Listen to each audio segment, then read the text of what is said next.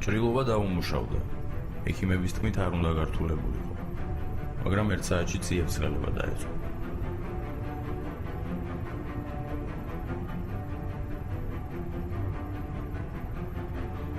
ყველაფერი ცადეს, მაგრამ არაფერმა არ უშველა. მდგომარეობიდან ვერ გამოიყვანეს. ეს არის პირველი ეტაპი.